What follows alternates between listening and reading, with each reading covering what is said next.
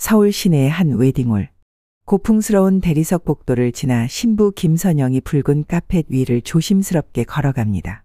하객들의 따뜻한 박수가 퍼지고 카메라 플래시가 번쩍입니다. 겉으로 보기엔 그 누구보다 아름다운 결혼식이었지만 신부 선영의 마음엔 계속 한 생각이 맴돌았습니다. 바로 맨 앞줄의 빈자리. 그 자리는 신랑의 아버지 박인규 어른의 자리였습니다. 신랑 아버님께서는 오늘 참석 못하셨나요?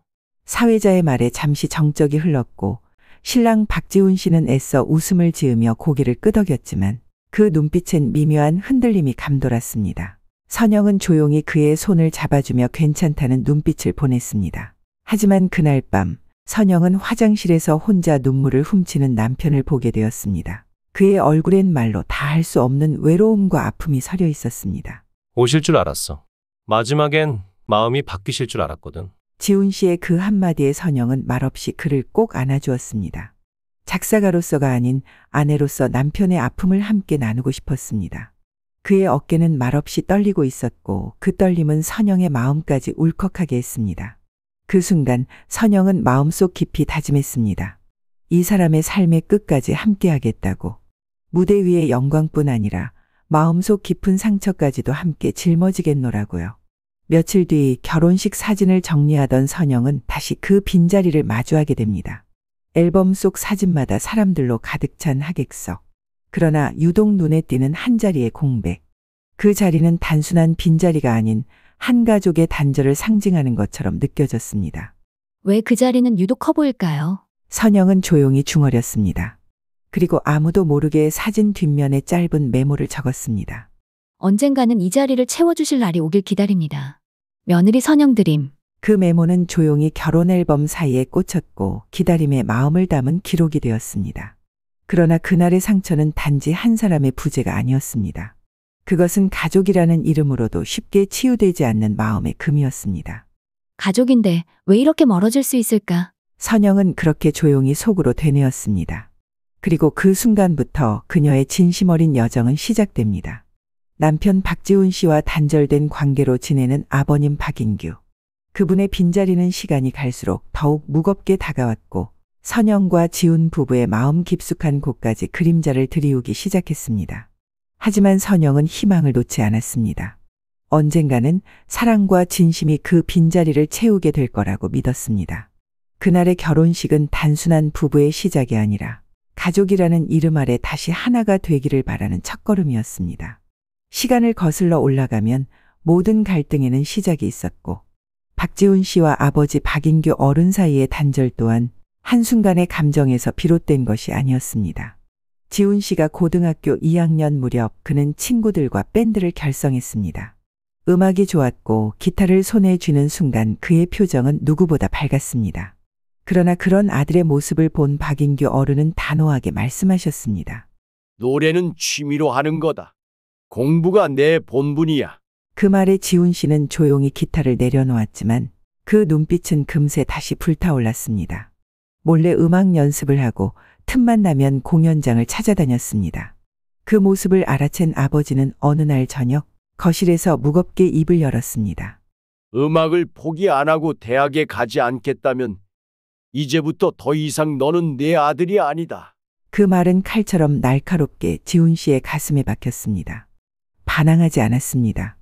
대신 그는 그날 이후 짐을 챙겨 집을 나섰고 좁은 원룸에서 아르바이트를 하며 음악을 이어갔습니다. 그 시절의 고생은 말로 표현하기 어려웠습니다. 무대 뒤에서 잠을 청하고 버스킹 수입으로 끼니를 해결하던 나날들. 하지만 그럼에도 지훈 씨는 말했습니다. 그래도 그때가 좋았어요. 마음만은 자유로웠으니까요. 반면 집안은 그날 이후로 말수가 줄었습니다. 박인규 어른은 마치 그런 아들이 없던 것처럼 묻고 또 묻지 않았고 시어머니 정말순 여사는 매일같이 도시락을 싸서 아들의 연습실 근처에 조용히 놓고 돌아오셨다고 합니다. 인규 아버지, 우리 지훈이 한 번만 만나보시면 안 될까요? 그럴 때마다 박인규 어른은 고개를 저으셨고 시어머니는 말없이 한숨만 내쉬셨습니다. 하지만 그녀의 눈엔 언제나 슬픔이 고여 있었습니다. 그렇게 긴 시간이 흘렀고 지훈 씨는 가난과 외로움 속에서도 꿋꿋하게 음악을 이어갔습니다. 그리고 지금의 아내 선영 씨를 만나게 된 것도 바로 그 시절이었습니다. 그러나 가족 간의 틈은 좁혀지지 않았습니다. 설 명절에도 아버님은 지훈 씨의 이름조차 꺼내지 않으셨습니다. 가족 모임에서 사진을 돌릴 때도 지훈 씨가 있는 사진은 조용히 건너뛰셨습니다. 하지만 마음속 깊은 곳에서 아버님도 알고 계셨을 겁니다. 아들의 빈자리가 얼마나 컸는지를요. 그리고 그 빈자리가 자신의 마음속에 어떤 울림을 남겼는지를요. 선영 씨는 그런 아버님을 보며 조용히 다짐했습니다. 저 빈자리를 제가 채워드릴 순 없어도 그 마음만큼은 이어드릴 수 있지 않을까. 그리고 그렇게 그녀는 아버지와 아들 사이의 오랜 단절에 조금씩 다가가기 시작합니다. 조용한 새벽녘, 정막이 흐르는 집안에서 정말순 여사는 주방불을 조심스레 켜고 도시락을 준비하곤 했습니다. 가족들이 모두 잠든 시간, 아무에게도 들키지 않기 위해 조용히 움직였습니다. 그 도시락은 다름 아닌 집을 떠난 아들 지훈 씨를 위한 것이었습니다. 지훈 씨가 집을 나간 뒤에도 어머니는 매일 아침 그 도시락을 들고 집을 나섰습니다. 버스를 갈아타고 먼 거리를 걸어서 아들이 머문 연습실 앞에 도착하면 말없이 도시락을 내려놓고 돌아서 오셨습니다. 단 한 번도 얼굴을 보지 못했지만 그녀는 그것으로도 충분하다고 생각했습니다. 아이 밥 한 끼라도 챙기는 게 그게 엄마 마음이지. 정말순 여사의 말투는 언제나 부드럽고 조용했지만 그 속에는 뜨거운 모정이 깃들어 있었습니다. 아무에게도 내색하지 않았고 남편 박인규 어른에게는 더욱더 말을 아꼈습니다. 단지 매일 아들 곁에 머물다 돌아오는 바람처럼 조용히 그의 곁을 스쳐 지나갔을 뿐이었습니다.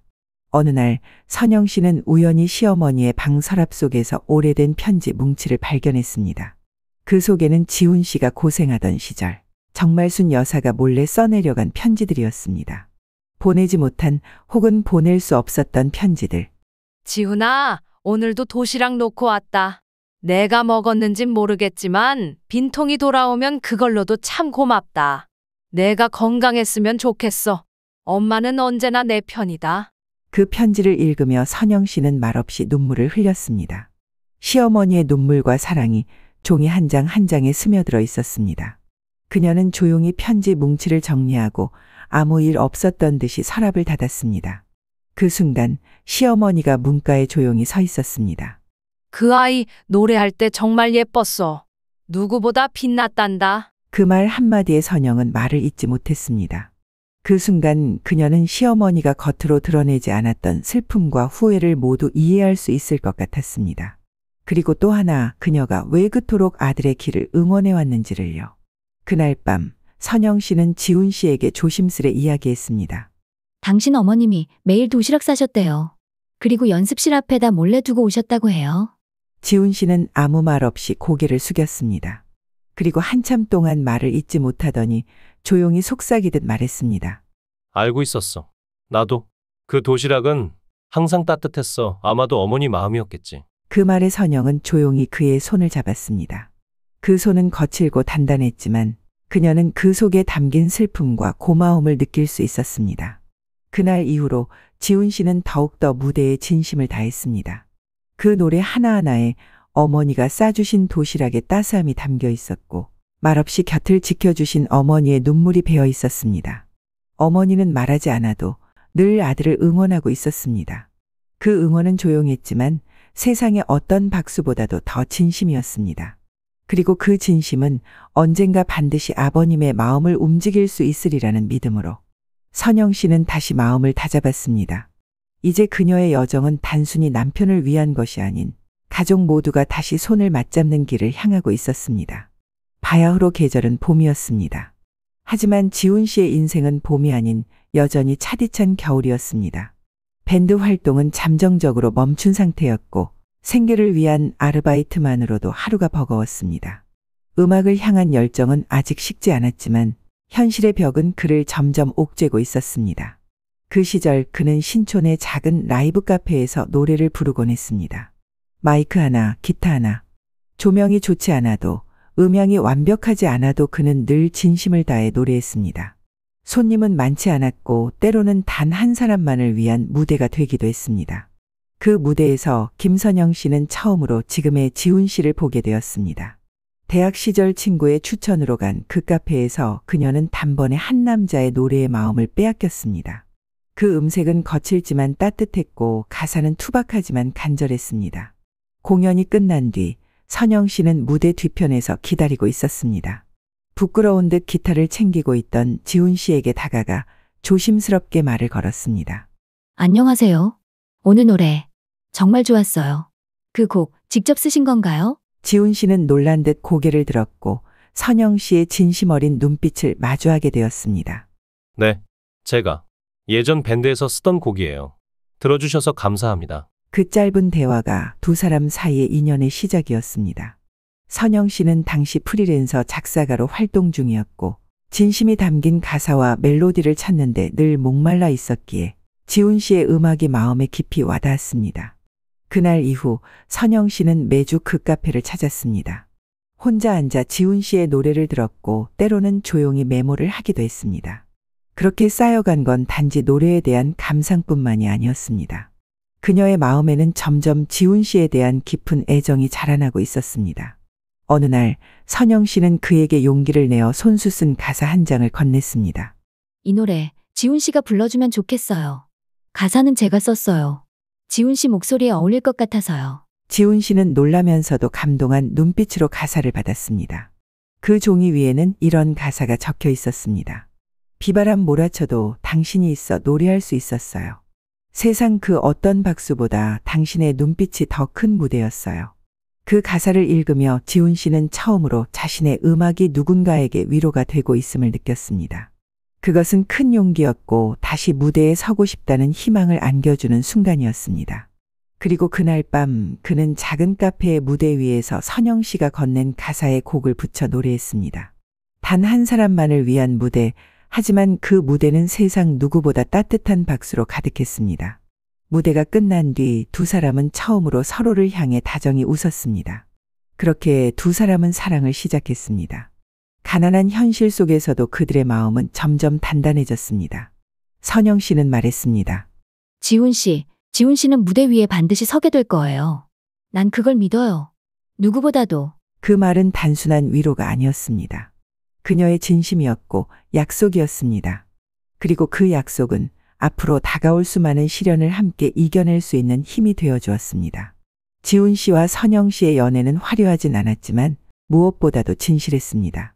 누가 보기엔 초라해 보일지 몰라도 그들에겐 매 순간이 찬란한 빛이었습니다. 데이트는 늘 소박했습니다. 한강 둔치에서 라면을 끓여 먹고 중고 서점에서 시집을 함께 읽으며 서로의 마음을 나눴습니다. 선영 씨는 말했습니다. 돈이 없어도 괜찮아요. 우리 서로 사랑하잖아요. 그것만으로도 충분해요. 지훈 씨는 그런 선영 씨의 존재가 고마웠습니다. 늘 밝은 미소로 자신을 응원해주는 사람, 자신의 음악을 믿고 기다려주는 유일한 후원자.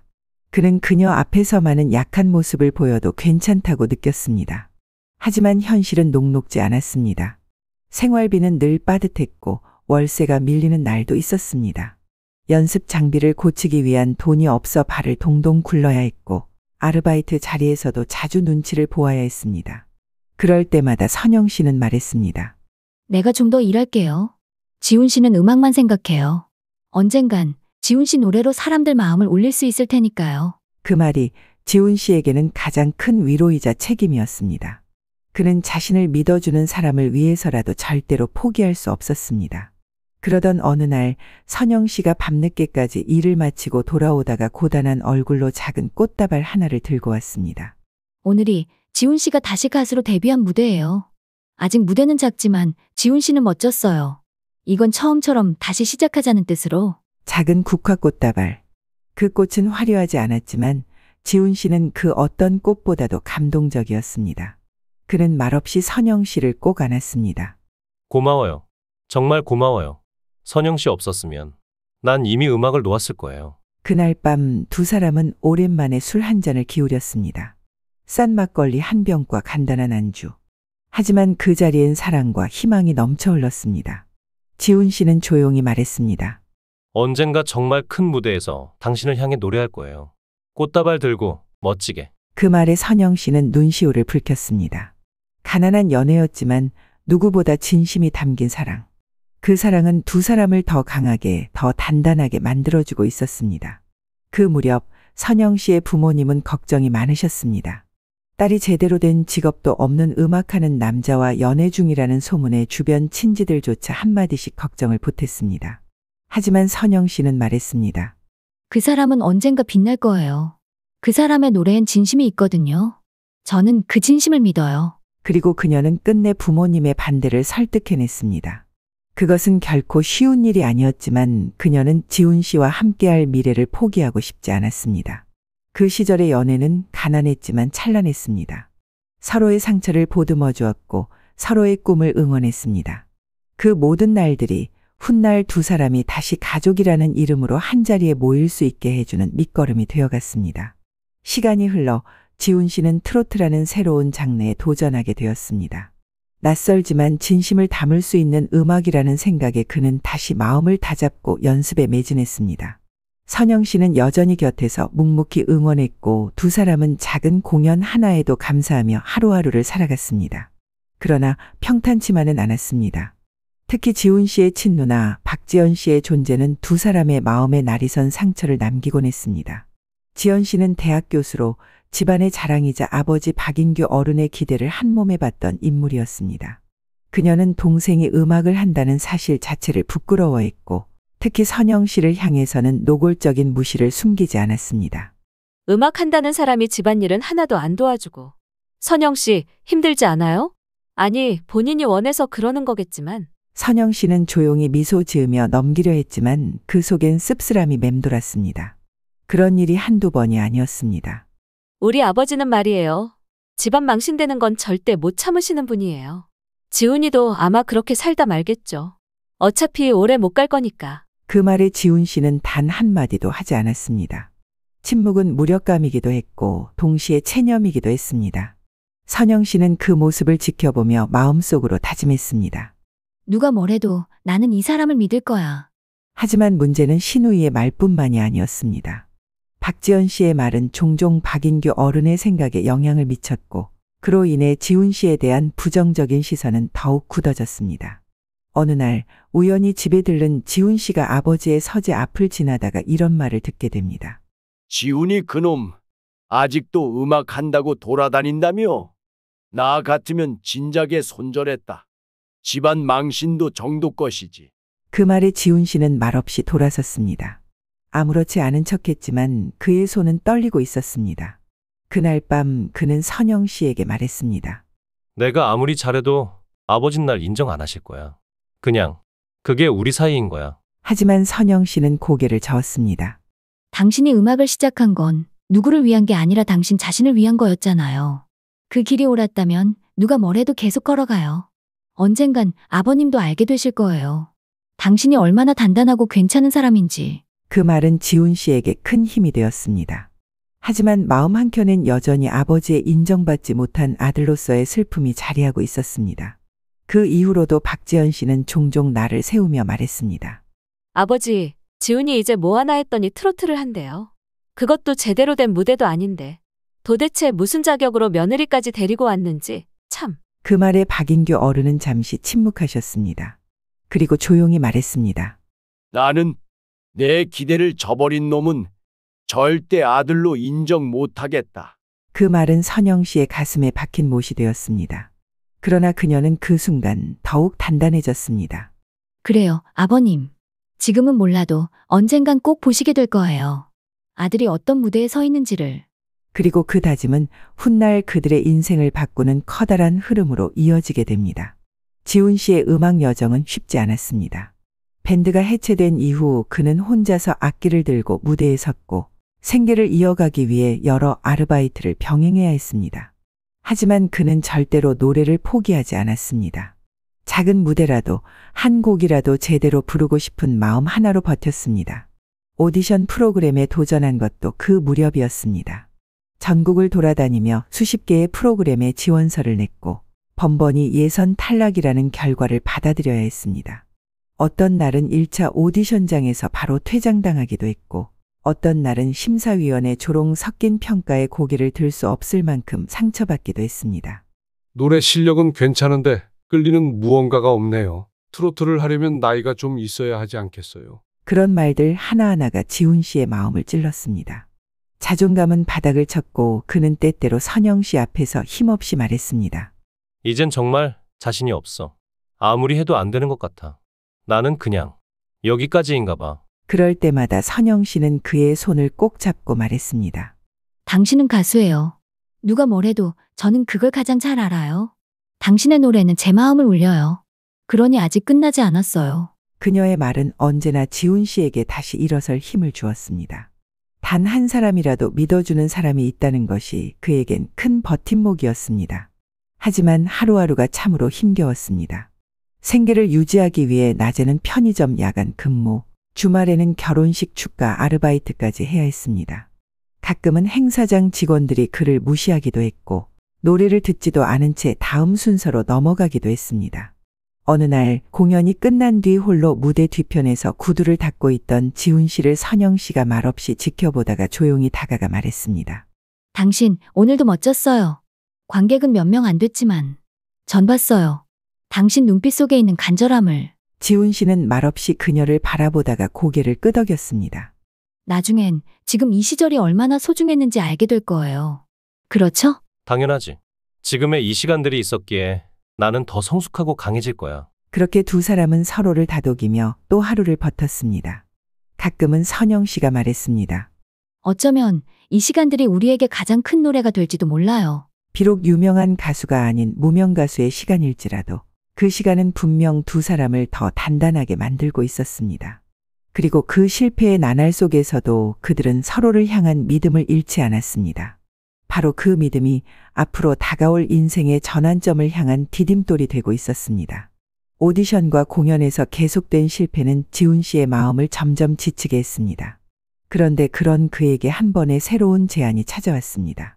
지인의 소개로 알게 된 선배 가수 한 분이 조심스럽게 이런 말을 건넸습니다. 지훈 씨, 트로트 한번 해보는 건 어때요?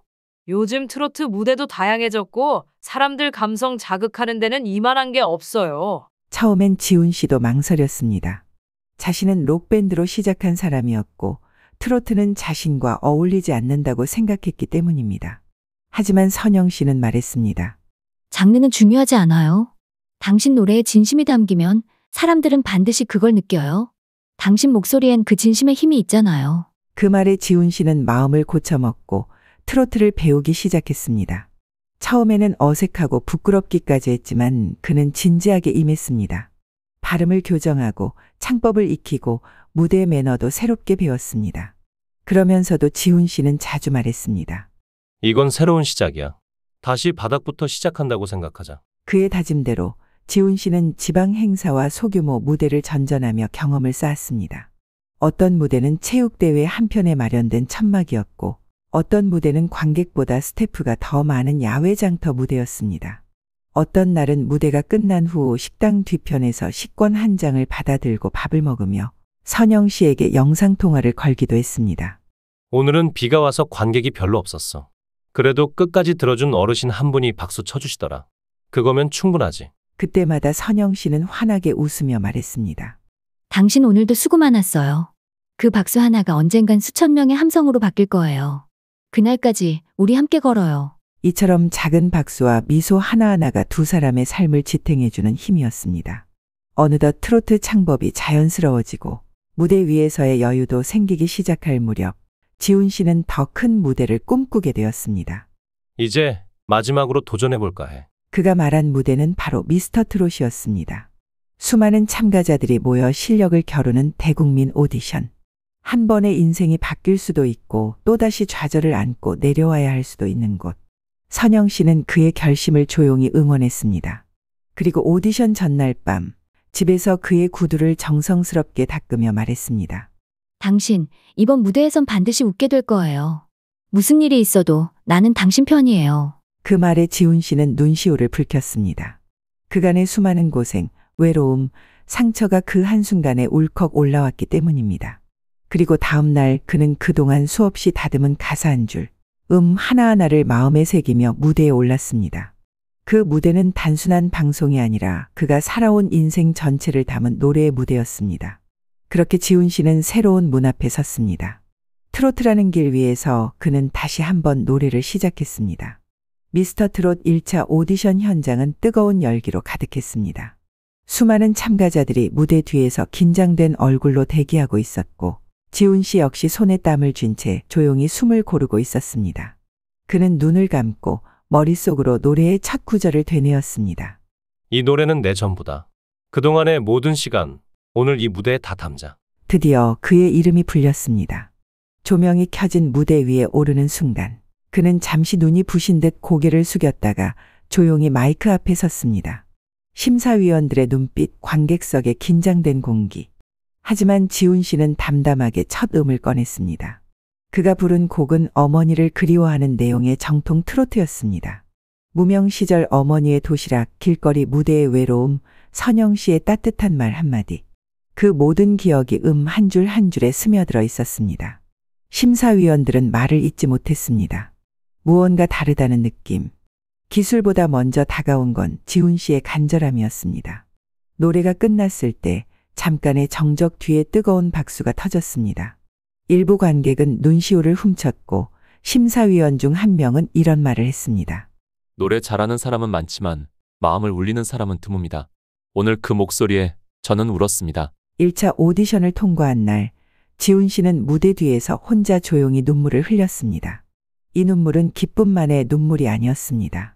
포기하지 않았던 지난 시간들, 외면당했던 순간들, 가족에게조차 인정받지 못했던 지난 날들이 주마등처럼 스쳐갔기 때문입니다.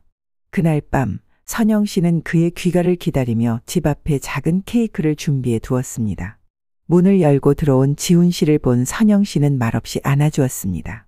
수고했어요, 내 사람. 그 한마디에 지훈 씨는 말없이 고개를 끄덕였습니다. 그리고 웃었습니다. 그 웃음은 참 오래간만에 지은 진심이 담긴 미소였습니다. 예선 이후에도 고비는 계속되었습니다. 2차, 3차 본선 그리고 준결승. 실력자들이 몰려 있었고 어떤 날은 목이 쉬어 노래가 잘 안 나오기도 했습니다. 어떤 날은 떨어질지도 모른다는 불안에 잠 못 이루기도 했습니다. 하지만 그때마다 그는 초심을 되새겼습니다. 무대에서 진심을 다하자. 내 노래가 누군가에게 작은 위로가 될 수 있다면 나는 가수다. 결국 그는 결승에 오르지는 못했지만 최종 탑7에 이름을 올리는 성과를 이뤄냈습니다. 이름 석자가 방송 자막에 뜨고 팬들이 생기고 행사 섭외가 들어오기 시작했습니다. 사람들은 말했습니다. 그 사람 무명 시절엔 몰랐는데 참 진국이더라. 이제 그는 더 이상 무대 뒤 구석에 머무르지 않아도 되는 사람이 되었습니다. 하지만 그는 여전히 겸손했습니다. 지방 무대든 대형 공연장이든 늘 같은 자세로 노래했습니다. 그리고 늘 마음속으로 외쳤습니다. 이 자리에 설 수 있었던 건 내 옆에서 함께 걸어준 사람들 덕분이다. 그 중에서도 가장 먼저 떠오르는 사람은 언제나 선영 씨였습니다. 미스터 트롯 방송이 끝난 이후 지훈 씨는 이전과는 비교할 수 없을 만큼 바빠졌습니다. 전국을 돌며 무대에 섰고 그의 노래는 각종 행사와 방송에서 흘러나왔습니다. 어릴 적부터 그토록 바라던 무대. 비로소 그는 대중 앞에 설 수 있게 되었습니다. 그러나 마음 한구석은 여전히 허전했습니다. 아버지 박인규 어른과의 관계는 여전히 단절되어 있었고 그가 이룬 성취조차 전해지지 않는 듯했습니다. 어느 날 선영 씨는 조심스레 말했습니다. 아버님 댁에 한번 찾아가 볼까요? 지훈 씨는 망설였습니다. 수차례 찾아뵈려 했지만 번번이 문턱에서 돌아서야 했던 기억이 떠올랐기 때문입니다. 하지만 이번만큼은 달랐습니다. 선영 씨의 손을 꼭 잡고 그는 조심스레 아버지 댁 문을 두드렸습니다. 현관 앞에 서 있는 시간은 유난히 길게 느껴졌습니다. 초인종을 눌렀지만 아무 응답이 없었고 다시 한번 조심스럽게 벨을 눌렀습니다. 그제야 문이 조용히 열렸습니다. 박인규 어른의 얼굴은 여전히 냉담했습니다. 무표정한 표정 속에서 말없이 두 사람을 바라보다 천천히 등을 돌려 서재로 들어가셨습니다. 지훈 씨는 그 등을 보며 깊이 고개를 숙였습니다.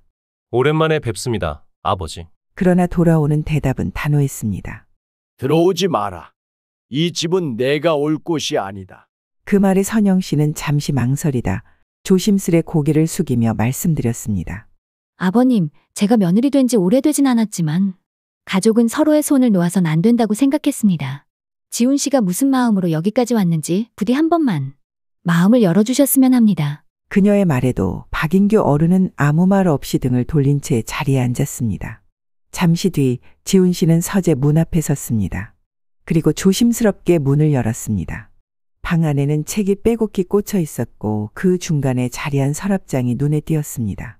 지훈 씨는 문득 시선이 이끌리는 대로 조심스럽게 서랍을 열었습니다. 그곳에는 예상치 못한 것들이 담겨 있었습니다.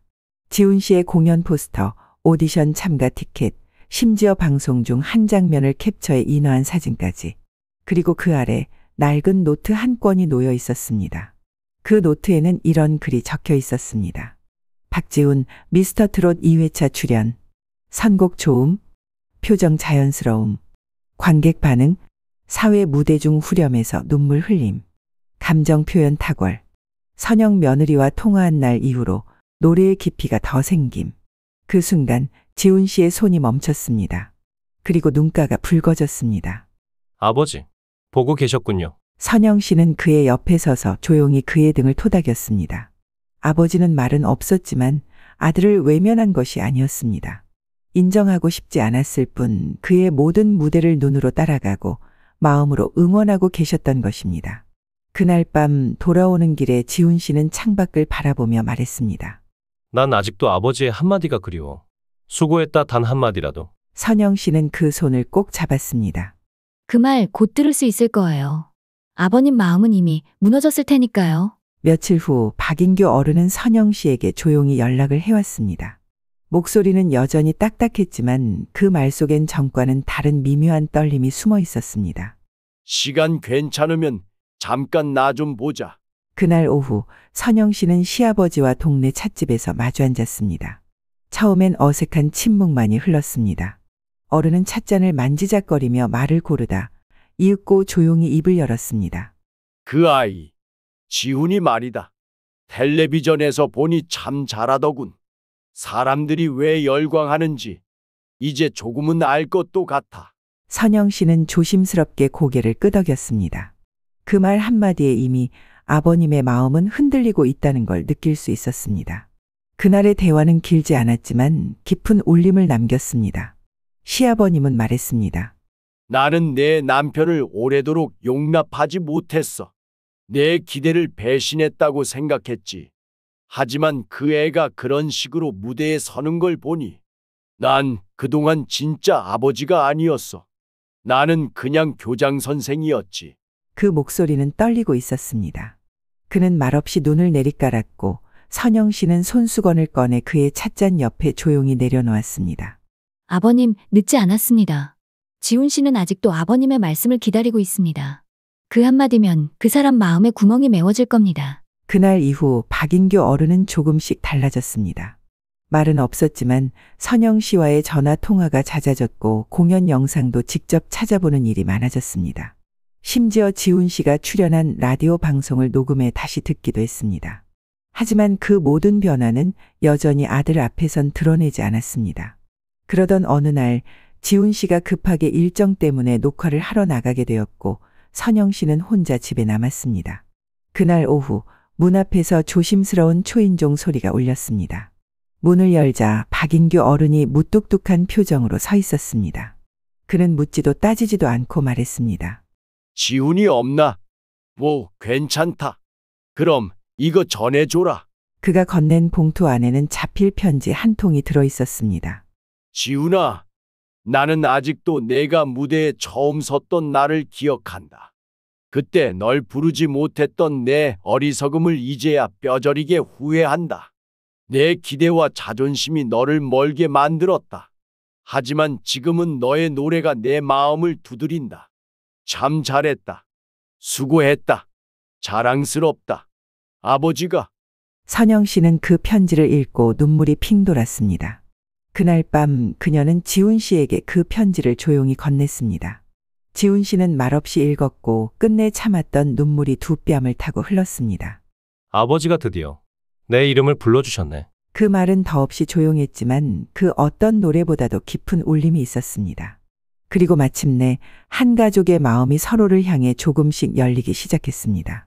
봄비가 촉촉이 내리던 어느 날 선영 씨는 지훈 씨 몰래 계획을 세우기 시작했습니다. 아버님과 남편 두 사람 모두의 상처를 풀어줄 작은 기회를 만들고 싶었기 때문입니다. 공연 일정표를 살펴보다 서울 인근 소극장에서 열리는 콘서트를 떠올렸습니다. 규모는 작았지만 조용히 감정을 나누기에는 더없이 좋은 무대였습니다. 선영 씨는 조심스럽게 박인규 어른을 찾아갔습니다. 거절당할 것을 알고 있었지만 마음을 다해 부탁드렸습니다. 아버님, 이번 공연은 지훈 씨가 처음으로 기획한 무대입니다. 큰 규모는 아니지만 꼭 한 번만 와주세요. 지훈 씨는 아직도 아버님이 와주시기만을 기다리고 있습니다. 아버님은 말없이 앉아 있었습니다. 방 안엔 긴 정적만이 흘렀고 선영 씨는 그저 가만히 기다릴 수밖에 없었습니다. 그리고 잠시 후 어른은 조용히 입을 열었습니다. 공연장 주소가 어디니? 그 한마디에 선영 씨는 눈시울이 붉어졌습니다. 오랜 기다림 끝에 열린 문이었습니다. 공연 당일 지훈 씨는 무대 뒤편에서 연습을 거듭했습니다. 오늘은 자신이 가장 아끼는 곡 그대라는 울타리를 부를 예정이었습니다. 이 곡은 그가 힘들었던 시절 선영 씨에게 바치는 마음을 담아 만든 노래였습니다. 관객이 하나둘 자리를 채워가던 중 한 노신사가 조용히 앞줄에 앉았습니다. 무대 조명이 꺼진 채 공연이 시작되기 전에 고요함 속에서 그는 두 손을 꼭 모은 채 조용히 기다렸습니다. 무대가 밝아지고 지훈 씨가 등장했습니다. 객석을 바라본 그의 시선이 멈춘 곳, 바로 그 앞줄 아버지였습니다. 잠시 숨을 멈추듯 고요해진 그 순간 지훈 씨는 노래를 시작했습니다. 목소리는 어느 때보다 떨렸고 감정은 벅차올랐습니다. 가사 하나하나가 마치 오랜 시간 말하지 못했던 진심을 대신하는 듯했습니다. 그대라는 울타리, 나를 감싸준 따뜻한 그림자. 가끔은 등 돌려도 결국 나의 길 되어준 사람. 노래가 끝날 무렵 그의 눈에서 눈물이 흘러내렸고 관객석에서도 여기저기 흐느끼는 소리가 들렸습니다. 그리고 아버지 역시 떨리는 손으로 손수건을 꺼내 눈가를 닦았습니다. 공연이 끝나고 조명이 꺼지자 박수 소리만이 공연장을 가득 메웠습니다. 무대 뒤 지훈 씨는 앉은 채로 흐느끼고 있었습니다. 그리고 그 곁으로 조심스레 걸어온 한 사람. 지훈아. 그 짧은 한마디에 그는 고개를 들었습니다. 문 앞에 서 있는 아버지. 그리고 그의 눈에도 눈물이 맺혀 있었습니다. 못난 아버지를 용서해다오. 지훈 씨는 아무 말 없이 일어나 그를 안았습니다. 세상에서 가장 깊은 화해의 포옹이었습니다. 공연이 끝난 그날 밤, 지훈 씨는 어릴 적 그토록 권했던 말을 아버지에게 들을 수 있었습니다. 자랑스럽다, 우리 아들. 그 말은 너무 늦었지만 그래서 더 아프고 더 깊게 다가왔습니다. 그리고 그날의 포옹은 지난 모든 단절을 지우는 화해의 순간이 되었습니다. 며칠 후 박인규 어른은 처음으로 지훈 씨의 콘서트 영상을 가족 모두와 함께 시청하자고 제안했습니다. 집거실은 시어머니 정말순 여사와 시누이 박지연 씨까지 함께 모였습니다. 지연 씨는 처음엔 반신반의한 표정이었지만 영상이 흐르고 지훈 씨의 진심 어린 무대가 나오자 그녀도 아무 말 없이 고개를 떨군 채 화면을 응시했습니다. 우리 지훈이 정말 대단해졌네. 그녀가 처음으로 동생의 이름을 따뜻하게 불렀습니다. 어머니는 조용히 미소 지으셨고 아버지는 그 순간 자리에 앉은 가족들을 천천히 둘러보았습니다. 우리 가족, 이제는 다시 하나가 되었으면 좋겠다. 그 말은 선언처럼 울려 퍼졌고 오랜 시간 얽히고 설켰던 마음의 실타래가 조금씩 풀리는 듯했습니다. 그리고 며칠 뒤 지훈 씨는 새로운 앨범 발표회를 앞두고 가족들을 모두 초대했습니다. 그 자리는 단순한 음악 행사가 아니라 진심과 화해, 그리고 가족이라는 이름으로 다시 시작하는 자리였습니다. 무대 뒤에서 선영 씨는 지훈 씨의 넥타이를 매만지며 말했습니다. 당신 오늘 누구보다 빛날 거예요. 그리고 오늘은 당신의 무대가 아니라 우리 가족의 무대예요. 그 말에 지훈 씨는 웃으며 고개를 끄덕였습니다. 공연이 시작되고 그는 무대 위에서 말했습니다. 이 무대는 저 혼자 만든 게 아닙니다. 저를 믿어준 아내와 저를 지켜봐준 어머니, 그리고 마음을 열어주신 아버지 덕분입니다. 감사합니다. 사랑합니다. 박수 소리는 뜨겁게 울렸고 무대 아래 가족들은 서로의 손을 꼭 잡았습니다. 그날 이후 박인규 어른은 매 공연마다 조용히 객석 한켠을 지키는 단골 손님이 되었고 시어머니는 자랑스럽게 주변 지인들에게 아들의 앨범을 나눠주셨습니다. 지연 씨 역시 동생에게 응원의 메시지를 자주 보냈고 때로는 공연장에 꽃을 보낼 정도로 마음을 열게 되었습니다. 이제 그들의 집엔 더 이상 침묵이 아닌 대화가 있었고 외면이 아닌 관심이 머물렀습니다. 그리고 무엇보다 가족이라는 울타리 안에서 모두가 다시 함께 숨을 쉬기 시작했습니다. 지훈 씨는 한 인터뷰에서 말했습니다.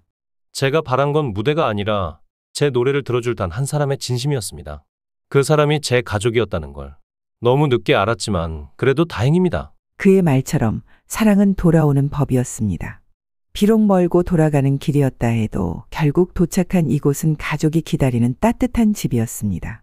삶이란 때로는 서로의 등 뒤를 바라보며 걷는 시간입니다. 사랑하지만 말하지 못하고 그리워하지만 외면하는 순간들이 쌓이다 보면 가장 가까워야 할 사람들이 가장 먼 사람이 되어버리곤 하죠. 하지만 우리가 다시 손을 내밀 수 있는 용기, 그리고 그 손을 붙잡아줄 누군가가 곁에 있다면 가족이라는 이름은 언제든 다시 시작될 수 있습니다. 박지훈 씨와 그의 아버지 박인규 어른, 그 두 사람의 오랜 침묵과 단절은 한 곡의 노래를 통해 한 사람의 진심을 통해 조용히 무너지고 다시 이어졌습니다. 그리고 그 모든 순간엔 말없이 중심을 지켜낸 한 사람이 있었습니다. 바로 김선영 씨, 아내이자 며느리로서 그는 가족의 틈을 메우는 다리가 되어 주었습니다. 이야기는 끝났지만 지금 이 순간에도 누군가는 용서를 기다리고 누군가는 화해를 준비하고 있을지 모릅니다. 그 마음들이 언젠가 다 우리 모두가 더 따뜻한 가족의 품 안에서 진심을 나누고 살아가길 진심으로 소망합니다. 감사합니다.